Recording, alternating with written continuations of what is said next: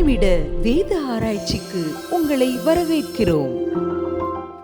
உங்கள்கிட்ட நான் 100 ரூபாவை உங்கள்கிட்ட இருந்து ஏமாத்தி ஏதோ உங்கள்கிட்ட 100 ரூபாவை நான் திருடிட்டேன். ஓகே, லேவியராகமம் 6:2 சொல்லுது, ஒருவன் கர்த்தருக்கு விரோதமாய் அநியாயம் செய்து தன் வசத்தில் ஒப்புவிக்க பொருளிலாவது கொடுக்கல் வாங்கலிலாவது தன் அயலானுக்கு மாறாட்டம் பண்ணி.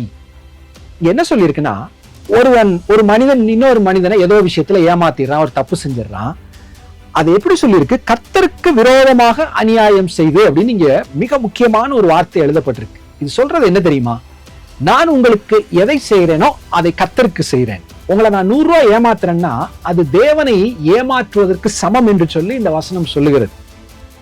மத்தேயு 25வது அதிகாரத்துல பார்த்தா ஆண்டவர் சொல்லுவார், நியாய தீர்ப்பு நாள்ல நான் பசியா இருந்தேன், எனக்கு சாப்பாடு கொடுத்தீங்க.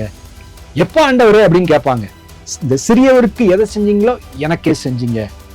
பைபிளுடைய மிக முக்கியமான ஒரு சத்தியங்க. ஒரு மனிதன் மற்றவனுக்கு என்ன செய்கிறானோ அதை தேவனுக்கு செய்வதாய் வசனம் சொல்லுகிறது. உங்களுக்கு நான் ஒரு நல்லது செய்யறேன்னா அது ஆண்டவருக்காக செய்கிறேன், ஆண்டவருக்கு செய்கிறேன். உங்கள்கிட்ட நான் ஏதோ தப்பு செய்யறேன்னா அது ஆண்டவருக்கு விரோதமான பாவம். பத்சேபாள் இடத்துல தவறு செய்து விட்டு தாவீது சொல்லுவார், தேவரீர் ஒருவருக்கு விரோதமாக பாவம் செய்தேன்னு சொல்லுவார். அந்த பத்சேபாளுடைய குடும்பருக்கு, உரியாவுடைய குடும்பருக்கு எல்லாம் உண்மைதான். அது தேவனுக்கு விரோதமான பாவம் என்பதை ஒத்துக்கொள்ளுகிறார். நீங்களும் நானும் எதை மற்றவர்களுக்கு செய்கிறோமோ அதை தேவனுக்கு செய்கிறோம். நன்மையானாலும் சரி, தீமையானாலும் சரி. எவ்வளவு முக்கியமான ஒரு உபதேசம். நான் மற்றவர்களிடத்துல என்ன பேசுகிறேன், அவர்களுக்கு நான் என்ன செய்கிறேன், அதுல நம்ம எவ்வளவு கவனமா இருக்கணும்.